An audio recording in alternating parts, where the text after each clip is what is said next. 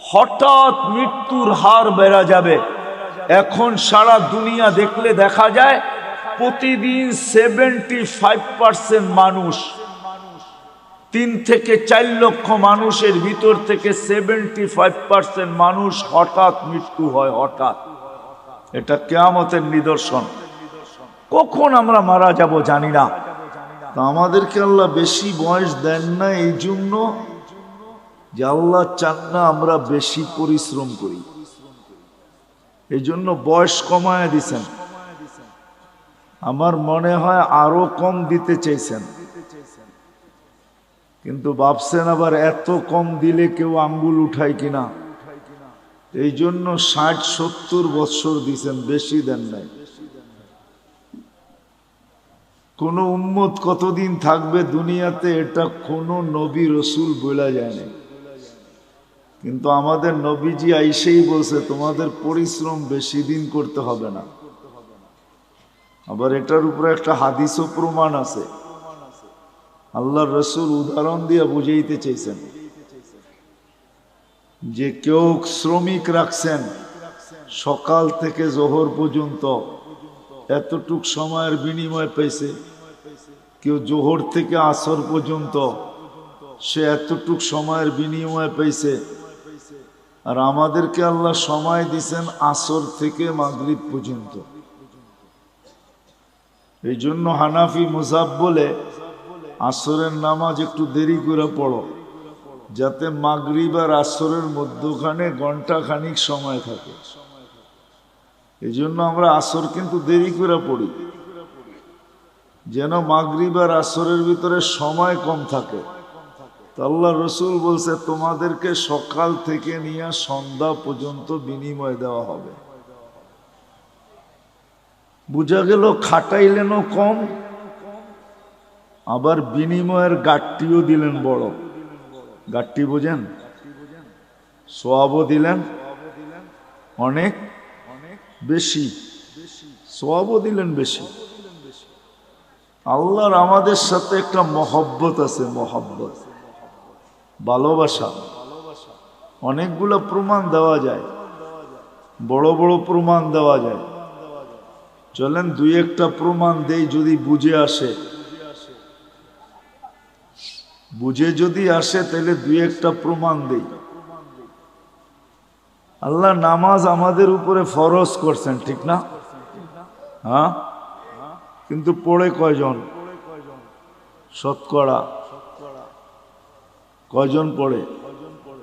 আরে বলেন না, কয়জন? কয়জন? 5 ওয়াক্ত নামাজ শতকরা কয়জন পড়ে? হ্যাঁ, কয় পার্সেন্ট পড়ে? হ্যাঁ, 2%। কত? আমি মাইনা নিলাম 10% পড়ে। শতকরা 10 জন 5 ওয়াক্ত নামাজ পড়ে, ঠিক না? 90 জন কি করে না? কি করে না? পড়ে না। তাহলে এদের ফরজের ঘাটতি হইল না হইল না? হইল। মনে হয় বুঝেন না আপনারা আমার কথা। ঘাটতি হইল না হইল না? হ্যাঁ, কিন্তু আল্লাহ কতটুকু ভালোবাসে, আল্লাহ আমাদের ফরজের ঘাটতি থাকতে দিতে চান না। এই জন্য আল্লাহ সিস্টেম করছে, রমজানে 70 গুণ ফরজরে বাড়ায় দিছে। এটা কিন্তু ভালোবাসার বিনিময়। আল্লাহ চান না ফরজের ঘাটতি থাকুক, অথচ শতকরা 90 জন পড়ে না। আল্লাহ বলে তোমাদের ফরজের ঘাটতি আমি থাকতে দিতে চাই না, কেননা তোমাদেরকে ভালোবাসি। তোমাদের ফরজের ঘাটতি থাকলে, ভালোবাসার ঘাটতি থাকা, দুইটা একসাথে কখনো একসাথে মিলিত হইতে পারে না। এটা শোভা পায় না যে তোমাদের ফরজের ঘাটতি থাকুক। তো আল্লাহ বলে সারা বৎসর ঘাটতি হোক, তাতে কিছু আসে যায় না। রমজানে 70 গুণ বাড়ায়া দিলাম ফরজ, এক রমজান পড়লে সারা বৎসরের ঘাটতি পুরা হওয়ার পরেও বিরাট বড় একটা ঘাটতি তোমাদের কাছে থেকে যাবে। মনে হয় বুঝাইতে পারি না। আল্লাহ ভালোবাসেন, এই জন্য আল্লাহ আমাদেরকে ভালোবাসেন। কয়জন শতকরা কোরআন শরীফ পড়তে পারে? শতকরা কয়জন পারে জানেন? এই মজমায় যত লোক আছে মাদ্রাসার ছাত্র ছাড়া কয়জন আমরা কোরআন পড়তে পারি? বেশিরভাগই পারি না, ঠিক না? হ্যাঁ, বুঝা গেল শতকরা 90 জনই কোরআন পড়তে পারে না। চলেন 90 জন না হোক, শতকরা 60 জন তো কোরআন পড়তে পারে না, এটা সত্য, ঠিক না? হ্যাঁ, যে কোরআন পড়তে পারে না সে কি কোরআন খতমের সওয়াব পাইতে পারে? হ্যাঁ, যে কোরআন পড়তে পারে না সে তো কোরআন খতমের সওয়াব পাওয়াটা সম্ভব না, কেন কোরআনই তো পড়তে পারে না, খতমের সওয়াব কোত্থেকে পাবে? কিন্তু আল্লাহ আমাদেরকে ভালোবাসেন, এই জন্য আল্লাহ বলে কোরআন তোমাদেরকে দিলাম, পড়তে পারো আর না পারো, খতমের সওয়াবের থেকে তুমি বঞ্চিত হও, এটা আমি আল্লাহ চাই না। আর এটা ভালোবাসা, এটা বুঝায়ও না যে তুমি খতমের সওয়াবের থেকে বঞ্চিত হবে। বিদায় আল্লাহ সূরা ইখলাস দিছেন যে একবার পড়বা 10 পারা, 2 বার পড়বা 20 পারা, 3 বার পড়বা, খতমের সওয়াব মিললো না? মিললো না? হ্যাঁ, মিলছে? সত্য তো? হ্যাঁ, পাক্কা? হ্যাঁ, এটা আল্লাহ ভালোবাসেন, এই জন্য আল্লাহ সূরা ইখলাস দিছেন। ইখলাস দিছেন, সূরা ইখলাস দিছেন। নামাজ আল্লাহ আমাদেরকে দিছেন, কিন্তু যতজনই শুনছেন নামাজ আমাদেরকে দিছেন সবাই বলছে পড়বে কি কইরা, তাও 50 ওয়াক্ত কি করে পড়বে এরা? তো মুসা আলাইহিস সালাম আমাদের নবীজিকে বইলা কয়া কমাইতে বলছেন, কমায় নিয়ে আসেন। তা আমাদের নবীজির কথা বুঝে আসছে, উনি যা কমাইতে কমাইতে 5-এ নিয়ে আসছেন। যখন 5-এ আনছেন তখনও উনি বলতেছিল 5 ওয়াক্ত পড়বে না, আপনার উম্মত পড়তে পারবে না, 5 ওয়াক্ত পড়বে না, আপনি আবার কমায় নিয়ে আসেন। কিন্তু আমাদের নবীজি বলছে আমার লজ্জা লাগে। কিন্তু মুসা আলাইহিস সালাম বারবার বলতেছে পড়বে না, লজ্জার দিকে তাকায় লাভ নাই, জান কমায় নিয়ে আসেন। আপনার উম্মত 5 ওয়াক্ত পড়তে পারবে না, আমি তো 2 ওয়াক্ত পড়াইতে পারি নাই, আপনার উম্মত 5 ওয়াক্ত পড়বে কি করে? কমায় নিয়ে আসেন। আল্লাহ ভালোবাসে, এই জন্য কানে কানে বইলা দিছে 5 ওয়াক্ত নিয়ে যান, আমি নিজে সবাইকে ডাইকা ডাইকা পড়ায় নিব। এই জন্যই কিন্তু আল্লাহ ডাইকা ডাইকা পড়ায় আমাদেরকে, যদিও আমরা পড়ি না। যা হোক, যেটা বুঝাইতেছিলাম, কথা কিন্তু লম্বা হবে না, শর্টই হবে, অল্প কথা হবে, অল্প। আমাদের জীবনটা অতি ছোট, অতি। তুলনা দেখাইলাম আমি, 950 বৎসরের সামনে 60-70 বৎসর, এটা অতি ছোট, অতি। কিন্তু একটা জবাব দিলাম যে আমাদেরকে এত ছোট বয়স কেন দিলেন, এটাই প্রমাণ দিলাম যে ছোট বয়স এই জন্য দিলেন, অল্প বয়স এই জন্য দিলেন যে আল্লাহ আমাদেরকে অনেক ভালোবাসে। মানুষ কোনোদিন ভালোবাসার পাত্রকে ক্লান্ত করতে চায় না, যে ভালোবাসার পাত্র ক্লান্ত হোক। ভালোবাসার পাত্র ক্লান্ত হোক এটা মানুষ কখনো চায় না। যখন মানুষ চায় না তো আল্লাহ কি করে চাবে? এই জন্য আল্লাহ আমাদের বয়স কমায়া দিছেন।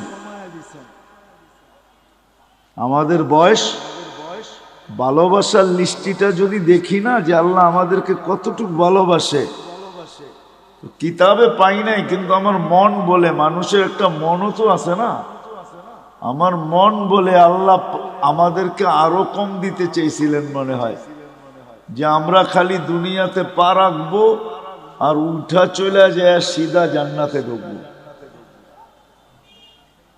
60-70 বৎসরও আমাদেরকে বেশি দিয়া দিয়েছেন।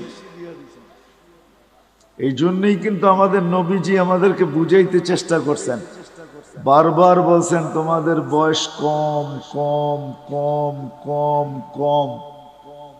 আমার উম্মতি বাইনা 60 ও 70, 60-70 বৎসর আমাদের বয়স। কোন নবী কিন্তু উম্মতকে এইভাবে বলেন নাই।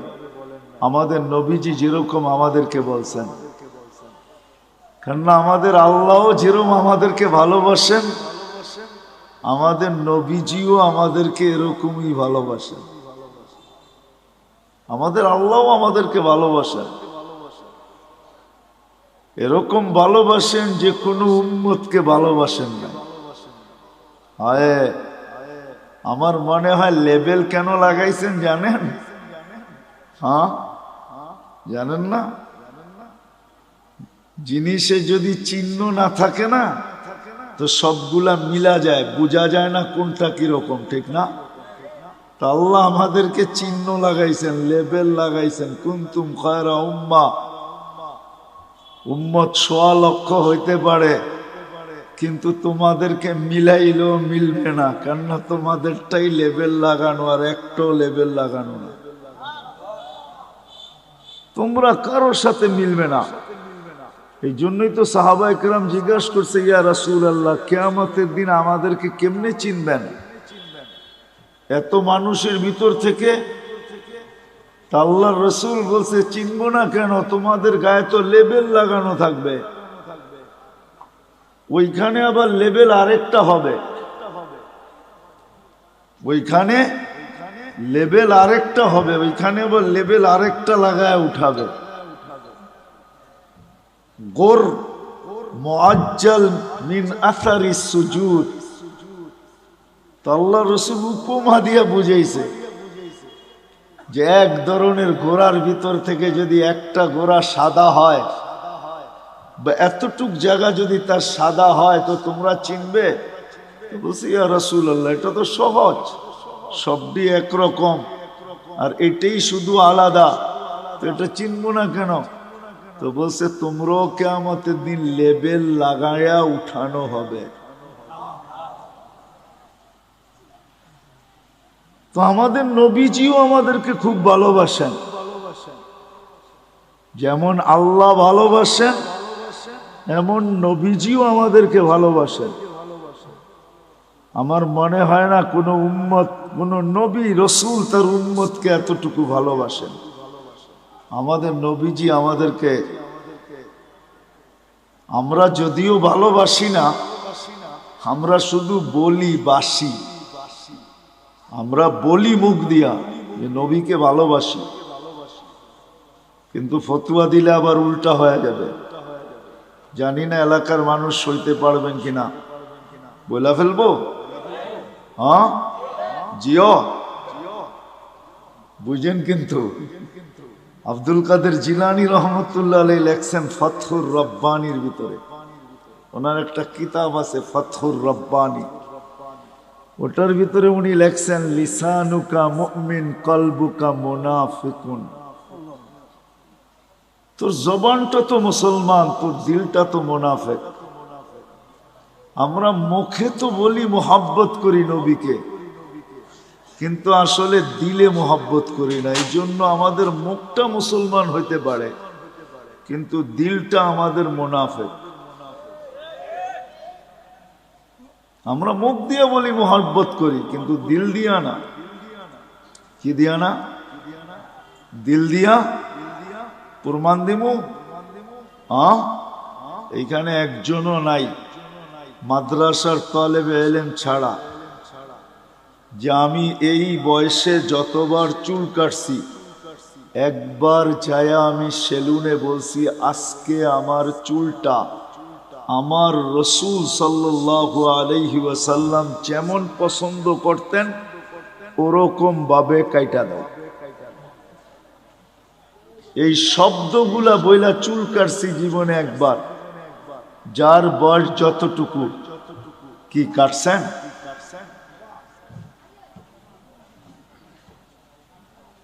কয়জন কাটছি? রাগ হয়ে গেলেন? তাইলে বুঝে গেল এইটা আর এইটা এক না, এটা আর এটা, এটা আর এটা এক না। মহব্বত করি এটা তো বললাম, কিন্তু আমাদের জীবনে নবীজির সুন্নত কতটুকু আছে বলেন? কবির কথাই তো সত্য, তাসির রাসূল ওয়া তুযহিরু হুব্বাহু। কবির কথা আর আব্দুল কাদের জিলানী রহমতুল্লাহ আলাইহির কথা মিলা গেছে। তাসির রাসূল ওয়া তুযহিরু হুব্বাহু, রাসূলের মহব্বত করো এটা তো বলো, কিন্তু সর্বক্ষেত্রে নবীর বিরোধিতা করো, সুন্নতকে মানো না। তো কবি বলে তুমি যে কেমন মহব্বতকারী এটা আমার বুঝিয়ে আসলো না। যেটা আবার কেমন মহব্বতকারী বলো তো? মহব্বত করি তো আমাদের আল্লাহ আমাদেরকে মহব্বত করেন, এই জন্য বয়স আমাদেরকে বেশি দেন নাই। কেননা মহব্বতের পাত্র বেশি ক্লান্ত হোক এটা কেউ চায় না। যার ঘরে মেয়ে নাই, শুধু ছেলে আর ছেলে, তো এক সময় স্বামী স্ত্রী দুইজন মিলা বলে মেয়ে নাই কি হয়েছে, ছেলে তো আছে, ছেলে দিয়া মেয়ে নিয়ে আসমু আর মেয়ের মতো পালমু। জিও বুঝে আসতেছে? তখন শাশুড়ি আর বউদেরকে কাজ করতে দেয় না, কেন? মহব্বত করে। আল্লাহ আমাদেরকে মহব্বত করেন, এই জন্য বয়স দিছেন কম। আমরা বেশি খাটি এটা আল্লাহ চায় না। আমি প্রমাণ দিছি, আরো কয়েক ডজন না কয়েক শত ডজন দেওয়া যাবে। আমাদের নবীজিও আমাদেরকে মহব্বত করেন। যদি মহব্বত না করতেন তাহলে আল্লাহ বলতেন না হারিসুম বিল মুমিনিন রউফুর রহিম। এই শব্দগুলো আল্লাহ কোনোদিন বলতেন না। আমাদের নবীজিও আমাদেরকে মহব্বত করেন,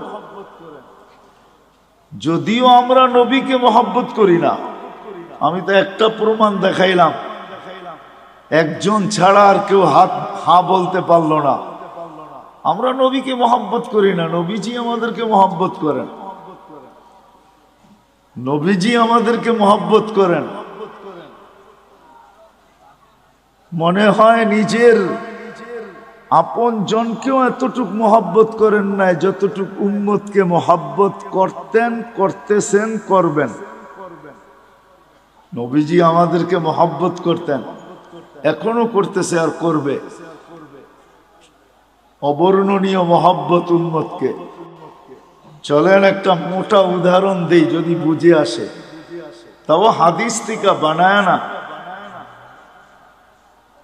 আমাদের দেশে কয়েকদিন আগে ইউনিয়ন পরিষদের ইলেকশন গেছে, ঠিক না? আপনাদের এখানে গেছে? ইলেকশন তো হয়, ঠিক না? না হয় নাই? সারা বাংলাদেশে গেছে, আপনাদের এখানে হয় নাই? মানি মেয়র ইলেকশন হয়েছে, ঠিক না? ইউনিয়ন পরিষদ হয় নাই। বাংলাদেশে ইউনিয়ন পরিষদের চেয়ার পাওয়ার জন্য মানুষ মরতে রাজি, মারতে রাজি। সারা বাংলাদেশে ইউনিয়ন পরিষদের ইলেকশনে বহুত লোক এবার মারা গেছে, এমনকি প্রার্থী পর্যন্ত মারা গেছে, শুধু ইউনিয়ন পরিষদের একটা চেয়ার পাওয়ার জন্য। আর আমাদের নবীজিকে যতদিন থেকে আল্লাহ নবুয়তের ঘোষণা দিছেন, অতদিন থেকেই বলতে বলতে আসতেছেন, বন্ধু আপনার জন্য একটা চেয়ারও রাখছি। ওই চেয়ারটার নাম হইল মাকামে মাহমুদ। কি? ওই চেয়ারটার উপরে আর একটা চেয়ার আছে, আর কোনো চেয়ার নাই। ওটা হলো আল্লাহর কুরসি। আর কুরসির নিচে শুধু একটাই চেয়ার আছে, ওটার নাম মাকামে মাহমুদ। আল্লাহর রসুল সাল্লাল্লাহু আলাইহি ইসলামের চেয়ারের নিচে আর কোনো চেয়ার নাই। আল্লাহ দুইটা চেয়ারই বানাইছেন, একটার নাম কুরসি, একটার নাম মাকামে মাহমুদ। কিয়ামতের দিন নিয়ে যাওয়া হবে, চেয়ারও লাগানো হবে, আল্লাহর রসুলও চেয়ারের কাছে যাবেন, আল্লাহও বলবেন ডাইন পাশে রাখা হবে আল্লাহ, আর বলবে বন্ধু বসেন, কিন্তু আল্লাহর রসুল চেয়ারে বসবেন না। প্রতি উত্তরে বলবেন আমি যদি বসি তাহলে আমি যে ভালোবাসি আমার পিপাসিত উম্মতকে যে আমি ভালোবাসি, আমার এই পিপাসিত ভালোবাসার পিপাসিত উম্মতকে কে পানি পান করাবে? বিদায় আমি বসবো না। আমি তো হাউজে কাউসারে যাব, নিজের হাতে উম্মতকে পানি পান করাবো, আর উম্মতকে বলে দিব লা তাজমান বাদাহা আবাদা, আর কোনোদিন তুমি পিপাসিত হবে না। শুধু পানি পান করাবে, এখানেই শেষ না। আরেকটা দেখাইতেছি ভালোবাসা। নাইলে চেয়ারে না বসা মানুষ চেয়ার পাওয়ার জন্য মরতে রাজি, মারতে রাজি। আর নবীজির জন্য চেয়ার রাখা আছে আল্লাহর পাশে। হায় হায়, বলবে আমি মিজানের কাছে যাব, আর যা নিজের চোখে দেখবো উম্মতের পাল্লা সামনে ঝুঁকে না পিছে ঝুঁকে। শুধু দেখবো না, আপনি যে আমাকে প্রতিশ্রুতি দিছেন ওইগুলা ওই পাল্লার কাছে দাঁড়াইয়া আমি প্রতিশ্রুতিগুলা বাস্তবায়ন করব। আপনি আমাকে প্রতিশ্রুতি দিছেন, আমি চাইলেই নাকি দিবেন। তো পাল্লা যখন সামনে ঝুঁকবে না, তো আমি চাবো, উম্মতের জন্য চাওয়ার হাত আপনার সামনে উঠায়া দিব। আপনি প্রতিশ্রুতি দিছেন সুপারিশ করলে কবুল করবেন। আপনি প্রতিশ্রুতি দিছেন সাউফা ইউতিকা রাব্বুকা ফাতারদা, আমাকে রাজি করে ছাড়বেন। উম্মতের পাল্লা সামনে না ঝুঁকলে আমি রাজি হব না, না না না না। আপনি প্রতিশ্রুতি দিছেন লা ইউখজিকা ফি উম্মতি, উম্মতের ব্যাপারে আমাকে লজ্জিত করবেন না।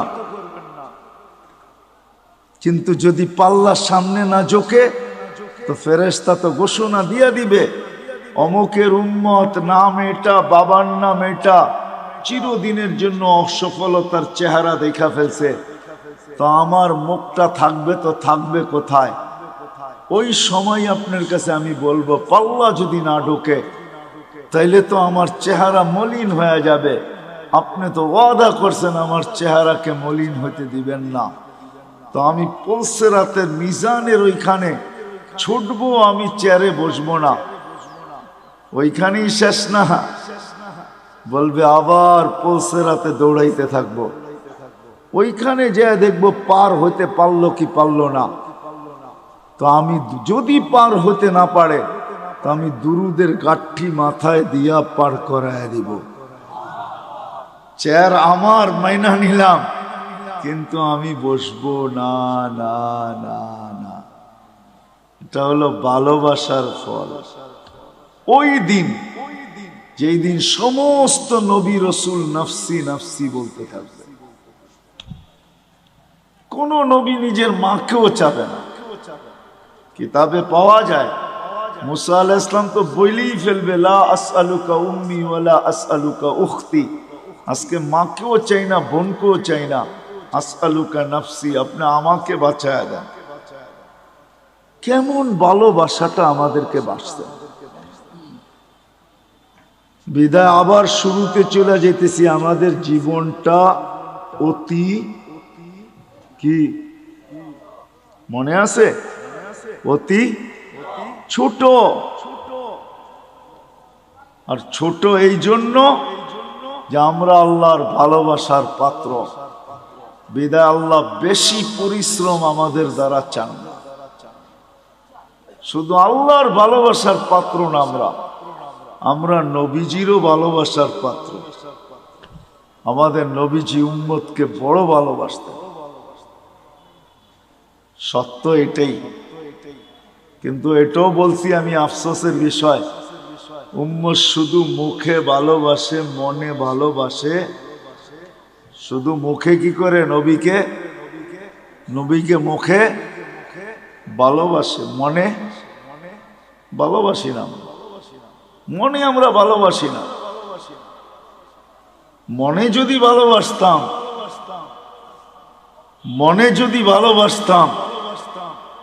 তাহলে আমি প্রমাণ দিলাম, তাহলে সবাই হাত তুলা বলতো, নবীর আদর্শের থেকে দূরে কেউ সরতো না। কেননা এটাই তো সত্য, যে যাকে ভালোবাসে তার অনুসরণ অনুকরণ তার কাছে মজা লাগে। কি লাগে না? না লাগে না? তা আমরা যদি ভালোবাসি তা আমরা তো অনুসরণ অনুকরণ নাই, আছে নাকি? হ্যাঁ, কি বলেন? শতকরা কয়জনের ভিতরে আছে? আপনি জুব্বা পড়েন দেখি কি সবাই পড়ে নাকি? আপনি দাড়ি রাখছেন দেখি সবাই দাড়ি রাখে নাকি? অথচ দাড়ি তো নবীজি নিয়ে আসছে আমাদেরকে জান্নাতের টিকিট দেওয়ার জন্য। এই উম্মতকে দাড়ি দিছে জান্নাতে যাওয়ার জন্য। অন্য উম্মতকে কেন দিছে এটা আমি জানি না। এই উম্মত দাড়ি দেখায়া জান্নাতে যাবে। কোথায়? কি দেখায়া? দাড়ি দেখায়া চলে যাবে। দাড়ি দেখায়া এই উম্মত দাড়ি দেখায়া জান্নাতে চলে যাবে। তাফসীরের কিতাবে এটা পাওয়াও যায়। মুসা আলাইহিস ইসলামের ব্যঙ্গ করত একটা লোক, এটার নাম সামেরি ছিল। সামেরি মুসা আলাইহিস ইসলামকে ব্যঙ্গ করত। ব্যঙ্গ বোঝেন তো? ব্যঙ্গ করত নকল করা দ্বারা। পাগড়ি ওরকম, চুল ওরকম লম্বা, দাড়ি ওরকম, জুব্বা ওরকম, লাঠি এরকম, চলার ঢং এরকম, কথা এরকম, সারা দিন পিছে লেগে থাকতো আর মুসা আলাইহিস ইসলামকে খেপাইতে থাকতো। কিন্তু ঈমান আনে না। সে ফেরাউনের দলের লোক ছিল। যখন ফেরাউনকে আল্লাহ ডুবায় মারে তো সামেরিকে আল্লাহ ডুবান নাই। তো যখন উঠা আসছে তো মুসা আলাইহিস ইসলাম বলতেছে, আল্লাহ, ফেরাউন আমার বিরুদ্ধে ছিল বটে, কিন্তু এইটার মতো না। এটারে কেন বাঁচাইলেন? এটারে কেন এটারে বাঁচাইয়া দিলেন? ও তো সারাদিন পিছিয়ে লেগে থাকে আর আমাকে ব্যঙ্গ করতে থাকে আর আমাকে খেপাইতে থাকে। ওরে ডুবাইলেন না কেন? তো আল্লাহ বলে, ডুবাইতে চাইছিলাম কিন্তু লজ্জা পায়া গেছি। আপনার মতো চুল দেখা, দাড়ি দেখা, জুব্বা দেখা, পাগড়ি দেখা, লাঠি দেখা, অঙ্গি ভঙ্গি দেখা লজ্জা পায়া গেছি, এই জন্য ডুবাই নাই। তো মুসা আলাইহিস ইসলামের অনুসরণ অনুকরণ করে যদি ডুবার থেকে সামেরি বাঁচতে পারে, তা আমরা দাড়ি দিয়া জান্নাতে কেন যেতে পারবো না? হ্যাঁ, কি বলেন? আরে বুঝে আসছে? আল্লাহ দাড়ি দিছিলেন জান্নাতে যাওয়ার জন্য, আর পাইকা গেলে তো কোনো কথাই নেই। এটা তো সিল লেগে যাবে যদি পাইকা গেল। কিতাবে আছে মুহাদ্দিসে জামানার সবচেয়ে বড় মুহাদ্দিস মারা গেছেন, সঙ্গীরা সাথীরা স্বপ্নে দেখছেন, জিজ্ঞাসা করছে কি করা হলো তোমার সাথে, কি ব্যবহার হলো? তো বলতেছে দাড়ি দেখায় জান্নাতে চলে গেছে।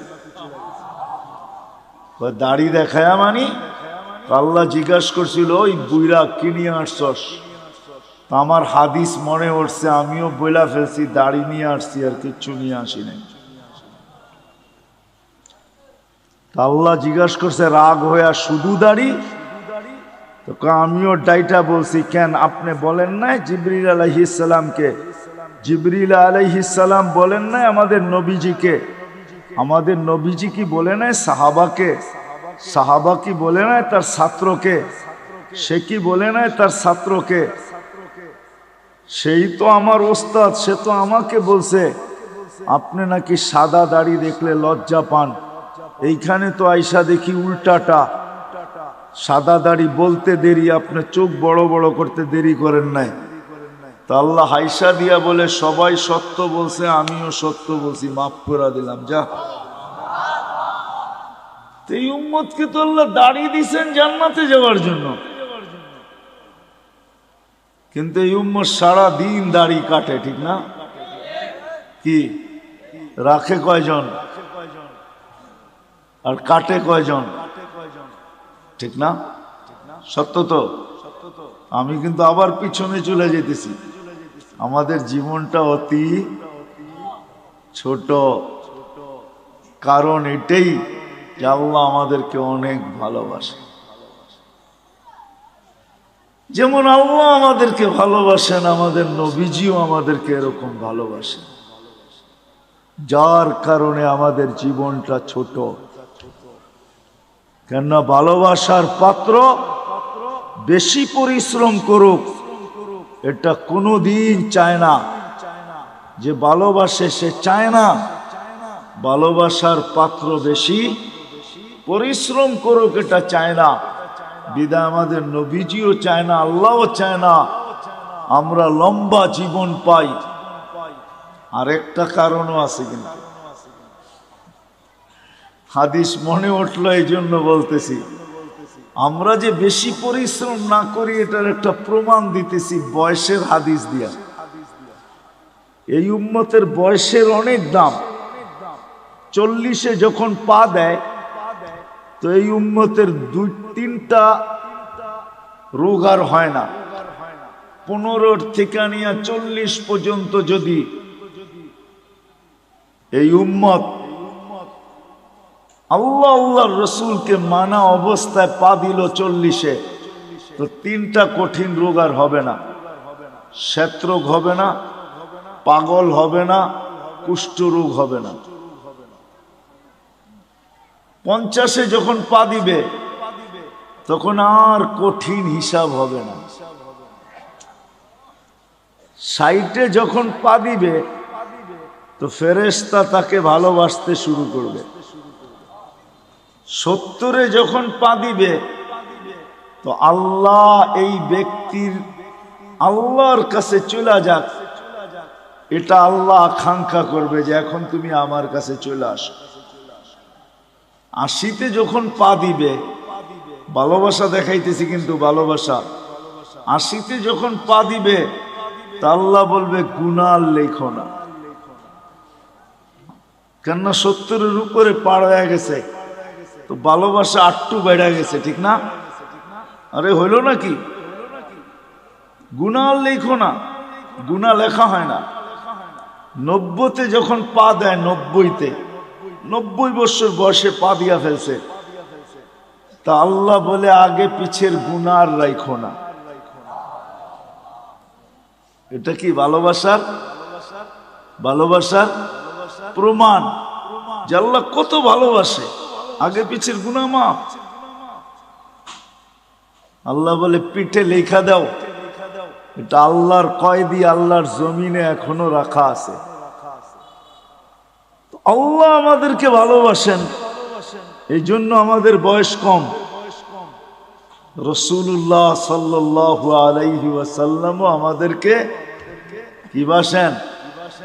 আমাদেরকে ভালোবাসেন। কিন্তু আফসোস এই জায়গায় যে আপনি আর আমি কতটুকু ভালোবাসি। এই জন্যই আবারও বলতেছি, আমাদের জীবনটা অতি অতি আমরা দোনো দিক থেকে ভালোবাসার পাত্র। দোনো দিক থেকে, দোনো দিক বুঝেন? আল্লাহর পক্ষ থেকেও আমরা ভালোবাসার পাত্র, আমাদের নবীজির পক্ষ থেকেও আমরা ভালোবাসার পাত্র। চলেন একটা হাদিস মনে উঠলো, শুনাই। যদিও কিয়ামতের দিন আমাদেরকে আল্লাহ দাঁড় করাবে না, কোথায়? কিয়ামতের মাঠে আল্লাহ আমাদেরকে দাঁড় করাবে না। আমরা কিয়ামতের মাঠে ইনশাআল্লাহ দাঁড়াবো না। হ্যাঁ বলেন ইনশাআল্লাহ। আমরা কিয়ামতের মাঠে দাঁড়াবো না। আমাদেরকে এর জন্য আল্লাহ স্টেজ বানাবে আল্লাহর পাশে। ওই স্টেজে আমরা দাঁড়াবো, ওই স্টেজে দাঁড়াবো আমরা। আমি তো এক ডজন অনেক দেখাইতে পারি, কিন্তু আমি জানি না ওলামারা আমার সাথ দিবে কি দিবে না। জালালউদ্দিন সৈয়দী রহমতুল্লাহ আলাইহি লেখছেন, আমাদেরকে আল্লাহ স্টেজে দাঁড় করাবে। কেননা কোরআন বলে সুহাদা আলান নাস, আমরা কিয়ামতের দিন আল্লাহর পক্ষে সাক্ষী হিসাবে দাঁড়াবো। কার পক্ষে? কার পক্ষে? আল্লাহর পক্ষে কিয়ামতের দিন আমরা সাক্ষী হিসাবে দাঁড়াবো। আমরা যখন সাক্ষী হিসাবে দাঁড়াবো, তো আমাদেরকে আল্লাহ মাঠে দাঁড় করাবে না, আল্লাহর পাশে স্টেজে দাঁড় করাবে। কিন্তু সত্য তো এটা, হিসাব কিতাব তো হবে, ঠিক না? কি হবে না? হ্যাঁ। তা আমাদের নবীজি জিজ্ঞাসা করবে, আল্লাহ হিসাব কিতাব কিভাবে নিবেন? তা আল্লাহ বলে, সবারটা যেরকম নিব এরকমই নিব। তা আমাদের নবীজি বলবে, যদি সবার সামনে আমার উম্মতের হিসাব কিতাব নেন, তাইলে তো আমি তো লজ্জিত হয়ে যাব। কেননা আমার উম্মত তো দুনিয়াতে গুনাহ করছে, আমি তো লজ্জায় পড়া যাব। তা আল্লাহ জিজ্ঞাসা করবে, তাইলে কিভাবে নিব? তো নবীজি বলবেন যে আমাকে নিতে দেন, আমি আলাদাভাবে নেই। তা আল্লাহ প্রশ্ন করবে, আপনাকে যদি নিতে দেই, তো আপনিও তো আপনার উম্মতের গুনাহগুলা দেখবেন, তখনও তো আপনার চেহারাটা লজ্জায় ছোট হয়ে যাবে যে তোমরা আমার উম্মত হয়ে এই গুনাহ করলা, তো করলা কি কইরা, ঠিক না? সত্য তো? আল্লাহ জবাব দিবে, বন্ধু ওয়াদা, আপনার চেহারা আমি লজ্জিত করব না। বিদায় আপনার উম্মতের হিসাব কিতাব নিব আমি বটে, কারো সামনে না, আপনার সামনেও না, আমি পর্দার ভিতরে নিয়ে নিব। আপনাকেও জানতে দিব না, কাউকে জানতে দিব না। বিদায় আমি শেষ জায়গায় চলে আসছি। জীবনটা আমাদের অতি আমরা দুনো দিক দিয়ে ভালোবাসার পাত্র। আমি কি বুঝাইতে পারলাম? দুনো দিক দিয়ে আমরা ভালোবাসার পাত্র। বিদায় আমাদের এই ছোট জীবনটাকে সুরক্ষিত করতে হবে, এটাই আল্লাহর দাবি। তুমি তোমার ছোট জীবনটাকে সুরক্ষিত করো, হেফাজত করো, সুরক্ষিত করো। তোমাদের কাছে এটা দাবি, সুরক্ষিত করো তোমরা তোমাদের জীবনটাকে। কেননা সুরক্ষিত করা, হেফাজত করা আমাদের প্রত্যেক নর নারী, যুবক বৃদ্ধ সবার কাছে আল্লাহর দাবি হলো। বাচ্চার কথা ভিন্ন, পাগলের কথা ভিন্ন, বাকি সবার কাছে আল্লাহর দাবি হলো এই ছোট জীবনটাকে সুরক্ষিত করো, যেটাকে হেফাজত বলে। যে জীবনটাকে সুরক্ষিত করবে, যে জীবনটাকে সুরক্ষিত করবে, যে জীবনটাকে সুরক্ষিত করবে, যে জীবনটাকে সুরক্ষিত করবে, হেফাজত করবে যে জীবনটাকে, কসম খোদার, আল্লাহ যে আমাদেরকে ভালোবাসেন, আল্লাহর রসুল যে আমাদেরকে ভালোবাসেন, যে সুরক্ষিত করবে সে যেন এই ভালোবাসার মূল্য দিল, মূল্য শুধু নিজের মূল্য অর্জন করলো না, সে যেন এই দুজনের ভালোবাসার মূল্য দিল যে আল্লাহ আপনি যে আমাকে ভালোবাসেন এই জন্য আমি আমার জীবনটাকে সুরক্ষিত করলাম। রাসূলুল্লাহ সাল্লাল্লাহু আলাইহি ওয়াসাল্লাম যে আমাদেরকে ভালোবাসেন, দুজনেরই দাবি আমাদের কাছে যে এই জীবনটাকে সুরক্ষিত করো। সত্য এটাই যে সুরক্ষিত করা যাবে, আল্লাহ আল্লাহর রাসূলের ভালোবাসার যেরকম মূল্য হবে এরকম যে সুরক্ষিত করা যাবে সেও আল্লাহ আল্লাহর রাসূলের কাছে বড় মূল্যের পাত্র হবে, বড় মূল্যায়নের পাত্র হবে, বড় মূল্যায়নের পাত্র। নাইলে আল্লাহর রাসূল এই কথা কোনোদিন বলতেন না, কেমন মূল্যায়নের পাত্র, হায় কেমন মূল্যায়নের পাত্র। একটা হাদিসের দিকে তাকাইলে বোঝা যায় আল্লাহর রাসূল বলছেন তোমরা কেমন মূল্যায়নের পাত্র হবে একটু শোনো। ইয়াস্তাকবিলুনি উম্মতি রব্বি, জান্নাতের গেটে আল্লাহ সর্বপ্রথম তোমাদেরকে স্বাগত জানাবে। জান্নাতীরা আল্লাহকে দেখবে বটে, দেখবে, কিন্তু আমাদের মতো সর্বপ্রথম দেখবে না। আমরা তো জান্নাতে ঢুকার আগে আমরা আল্লাহকে দেখব, আল্লাহ আমাদের ইস্তেকবাল করবে। তাইলে একটু ভাবেন কেমন মূল্যায়ন, যে আল্লাহ গেটে আমাদেরকে স্বাগত জানাবে। নাহলে আল্লাহ রাসূল কেন বললেন ইয়াস্তাকবিলুনি উম্মতি রব্বি, আমার রব আমাকে আর আমার উম্মতকে জান্নাতের গেটে স্বাগত জানাবে। কেমন মূল্যায়ন, কেমন মূল্যায়ন। আল্লাহ নিজেই বলতেছে আল জান্নাতু মুহাররামাতুন, জান্নাত সমস্ত উম্মতের জন্য হারাম, সমস্ত উম্মতের জন্য, যতক্ষণ পর্যন্ত আমার প্রিয় পাত্র উম্মতে মুহাম্মাদি না ঢুকবে। আমরা যতক্ষণ পর্যন্ত না ঢুকবো কোন উম্মতের জান্নাতে ঢুকার কোনো অনুমতি নাই। চাই জান্নাতের ফয়সালা তার জন্য যতই হোক না কেন তাকে অপেক্ষা করতে হবে, এটাই আল্লাহর ঘোষণা। তাইলে ভাবেন আমরা কতটুক মূল্যবান। বিদায় আসেন এই সম্মেলন থেকে, আমার পরেও তো বক্তারা আসবে, কথা ওনারাই শোনাবে। আমি যদিও ওয়াদা ছিল চলে আসছি, বহু দূর থেকে ঢাকা আসছি, ওইখান থেকে এখানে আসছি, শরীর যদিও এখন অনুমতি দেয় না। এই মজমার থেকে, সম্মেলন থেকে আমরা প্রতিজ্ঞা করি আমাদের জীবনটা কিন্তু ছোট, অতি ছোট।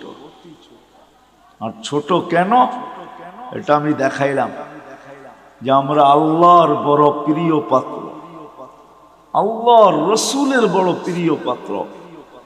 বিদায় আল্লাহ আল্লাহর রসুল চান যে আমরা আমাদের জীবনটাকে সুরক্ষিত করি, যুবক যৌবনকে সুরক্ষিত করুক, নারী নারীত্বকে সুরক্ষিত করুক, পুরুষ পুরুষত্বকে সুরক্ষিত করুক, গরিব দারিদ্রতাকে সুরক্ষিত করুক, যে যেই অবস্থানে আছে সে নিজেকে সুরক্ষিত করুক। কেননা আমরা দুই দিক থেকে প্রিয় পাত্র। আল্লাহ চান না যে আমরা কিয়ামতের দিন প্রিয় পাত্রের উল্টাটা না হই। এই জন্য আল্লাহ চান আমরা আমাদের জীবনটাকে সুরক্ষিত করি। কিন্তু সুরক্ষিত সহজে কিভাবে করব? কিভাবে সহজে সুরক্ষিত করব? প্রত্যেক ব্যক্তি কিভাবে করবে? যুবক কিভাবে করবে? নারী কিভাবে করবে? পুরুষ কিভাবে করবে? প্রত্যেক ব্যক্তি, প্রত্যেক অবস্থানওয়ালা, পেশাওয়ালা, বাসাওয়ালা, রংওয়ালা, কালারওয়ালা, প্রত্যেক ব্যক্তি কিভাবে সুরক্ষিত করবে? আল্লাহ মুহাম্মদুর রাসূলুল্লাহ সাল্লাল্লাহু আলাইহি ওয়াসাল্লামের মাধ্যমে আমাদেরকে এটা শিখাইছেন। যে আমরা কিভাবে সুরক্ষিত করি। এই জন্য আমি 2-4টা দেখাইছি আপনাদেরকে। এটাও কিন্তু সুরক্ষিতর একটা, যদিও এই মজমায় কেউ নাই যে প্রতিদিন এক খতম কোরআনের নিয়াতে 3 বার সূরা ইখলাস পড়ে। এরকম কয়জন আছি আমরা এখানে? প্রতিদিন এক খতম কোরআনের সওয়াব আমার আমলনামায় আসুক, এই নিয়তে ডেলি সূরা ইখলাস 3 বার পড়ি, এরকম কয়জন আছে? আমার কথা বোঝেন, তারপরে হাত উঠায়েন। প্রতিদিন পড়ি, প্রতিদিন কন্টিনিউ আমি ডেলি পড়ি, এই নিয়তে যে কোরআন পড়তে পারি না তাতে কি আসে যায়, আমি ডেলি এক খতম কোরআনের সওয়াব আমার আমলনামায় নিতে চাই। এই নিয়তে আমরা কয়জন পড়ি? এটাও কিন্তু জীবন গুছানের, সুরক্ষিত করার একটা পন্থা আল্লাহ দিছেন। একটু আগে দেখাইলাম না নামাজ, যে ফরজের ঘাটতি এই উম্মতের না থাকুক, কেননা ফরজের ঘাটতি যদি থাকলো তাহলে আর জীবনটা গুছানের কোনো রাস্তা থাকবে না। এই জন্য আল্লাহ নামাজ দিছেন বটে, কিন্তু ঘাটতি কিভাবে পূরণ হয়, কেননা আপন জনের ঘাটতি যদি পুরা না হইল তাহলে কিয়ামতের দিন কেউ বইলেও তো ফেলতে পারে যে লেবেল লাগায় তো দুনিয়াতে পাঠাইলেন খায়রা উম্মা, এখন তো আমরা দেখি ফরজ পুরাটাই নাই, পুরাটাই খালি। এদেরকে খায়রে উম্মতের লেবেল লাগায় পাঠাইলেন, ফরজের পুরা পুরা ঘাটতি, তো আল্লাহ ওটাকে পূরণ করার জন্য রমজানকে 70 গুণ বাড়ায় দিয়েছেন। আল্লাহ চান না, এই জন্য মুহাম্মদুর রাসূলুল্লাহ সাল্লাল্লাহু আলাইহি ওয়াসাল্লামকে আল্লাহ পাঠাইছেন। আর নবী আসছেন, চলেও গেছেন, আমাদেরকে শিখায় গেছেন, শিখায় গেছেন, আদর্শ দিয়া গেছেন। আল্লাহ নিজেও ঘোষণা দিতেছেন, আল্লাহ নিজেও ঘোষণা দিতেছেন, লাকাদ কানা লাকুম ফি রাসূলিল্লাহি উসওয়াতুন হাসানা। আল্লাহ নিজেও ঘোষণা দিতেছেন, ওয়া ইন তুতিউহু তাহতাদু। আল্লাহ নিজেও ঘোষণা দিতেছেন, মান আতা আর রাসূল ফাকাদ আতা আল্লাহ। আল্লাহ নিজেও ঘোষণা দিয়া বুঝাইতে চাইতেছেন, ইন কুনতুম তুহিব্বুনাল্লাহ, তুমি বলো আল্লাহকে ভালোবাসো, প্রমাণ কি?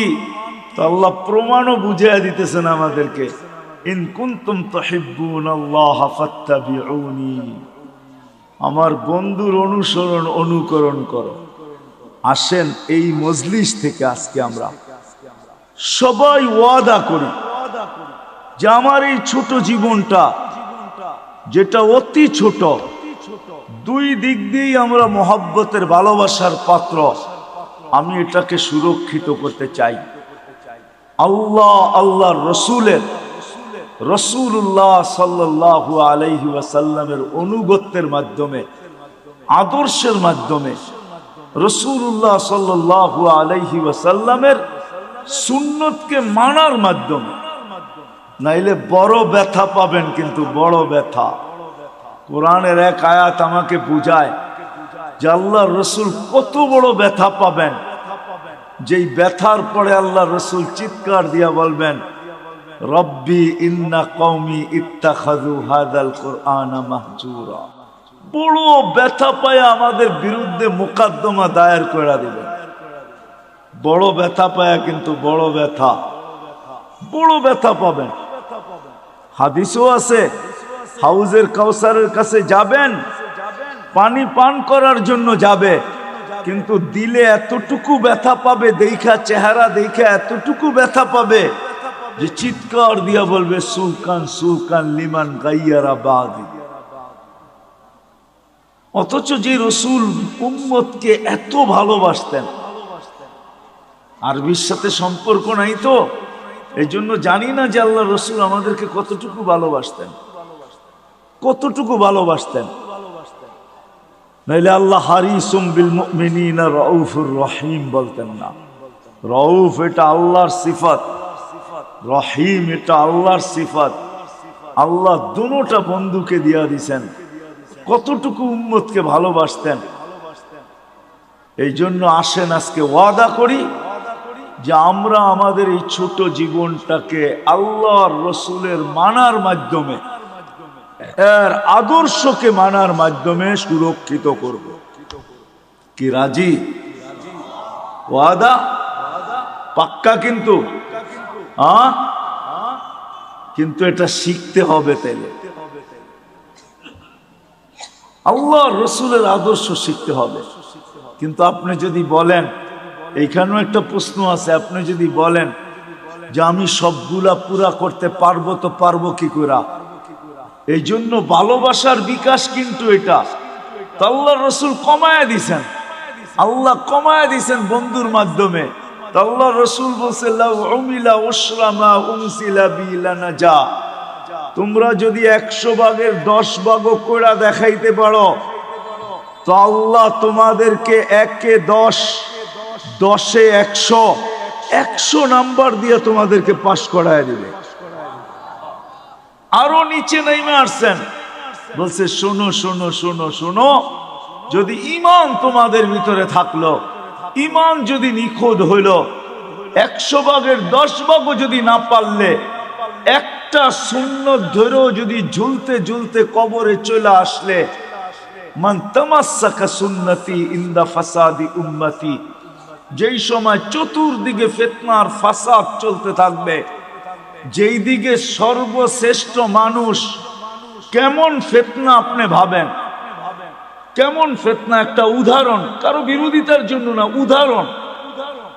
যেই মানুষটাকে আল্লাহ সৃষ্টির ভিতরে সবচেয়ে সেরা বলতেছে, কেমন গুটগুটে ফিতনা, ওই মানুষটা নিজেকে সৃষ্টির ভিতরে নিকৃষ্টতম।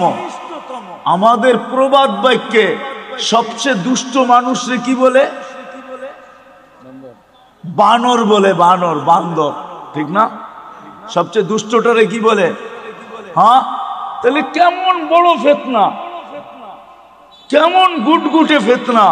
যে মানুষটাকে আল্লাহ সৃষ্টি সেরা বলেও ঘোষণা দিলেন, কেমন ফিতনার শিকার, যে ওই মানুষটা নিজেকে সৃষ্টির ভিতরে সবচেয়ে যেটা দুষ্ট, বানর, নিজেকে বানর বলতে এখন রাজি হইতেছে, আমি বানর। মানে বুঝাইতে পারি না? হ্যাঁ, আল্লাহর রসুল বলতেছে এরকম ফিতনার সময় যে একটা সুন্নতকে ধরা ঈমানের সাথে কবরে আসবে, আল্লাহ তাকে 100 শহীদের মালা পড়ায়া স্বাগত জানাবে। তাহলে আসেন আজকে ওয়াদা করি, শুধু মুখে মুখে ভালোবাসা বললে হবে না, ঠিক না? তাইলে ওই প্রবাদ বাক্যই সত্য হবে, মোহ মে শেখ ফরিদ ভূগোল মে, মানে আপনাদের সিলেটে এই প্রবাদ বাক্য নাই, ঠিক না? মোহ মে শেখ ফরিদ ভূগোল মে কি, মুখে তো শেখ ফরিদ বলে ভূগোলের মধ্যে ইট রাইখা। একটা প্রবাদ বাক্য আছে, মোহ মে শেখ ফরিদ ভূগোল মে ইট। এরকম যেন না হয় যে মুখে তো বলি নবীকে মহব্বত করি, কিন্তু বাস্তবে প্রদর্শন করি না। তাইলে আমারও এরকমই হবে যে আমি মুখে তো শেখ ফরিদ বলি, কিন্তু বগলে ইট নিয়ে দাঁড়ায় আসি, পাইতে দেরি মাথায় মারতে দেরি করব না। আমাদের দশা এরকমই হবে। বিদায় আসেন, জীবনটা অতি ছোট, দুই দিক থেকেই আমরা প্রিয় পাত্র, এটাকে সুরক্ষিত করা দোনোজনের পক্ষ থেকে দাবি। আর সুরক্ষিত কিভাবে করব, এটার জন্যই মুহাম্মাদুর আল্লাহর রসুলের আদর্শ। আসেন শিখি, শিখবো তো পাক্কা? কার কাছ থেকে শিখবেন? নেটের থেকে? কার থেকে? হক্কানি আলেম আর আল্লাহ ওয়ালাদের থেকে, হক্কানি আলেমদের থেকে। এখন তো হক্কানি আলেম দেখানোর সময় আমার নাই, নাইলে আপনাদেরকে বুঝায়া বলতাম যে হক্কানি আলেম কারা। এদের কাছ থেকে শিখেন। হ্যাঁ, এদের কাছ থেকে শিখেন। কিতাবে আছে হক্কানি আলেম কারা, এই জন্য কিতাবে নিষেধ করছে লা তাজলিসু ইনদা কুল্লি আলেম ইল্লা আলিমুন ইয়াদউকুম মিন খামসিন ইলা খামসিন। 5 জিনিসের থেকে 5 জিনিসের দিকে যারা ডাকে তোমাদেরকে, এরা হলো হক্কানি আলেম। এদের কাছ থেকে শিখো, নবীর আদর্শ শিখো। কেননা দুনিয়াটা ছোট হয়ে আসতেছে। কার মৌত কখন হবে, কেননা কিয়ামতের আগে আল্লাহর রসুল বলছেন, কিয়ামতের আগে আল্লাহর রসুল বলছেন মানুষের অপমৃত্যুর হার বেড়ে যাবে। হার, অপমৃত্যু বুঝেন? হঠাৎ মৃত্যুর হার বেড়ে যাবে।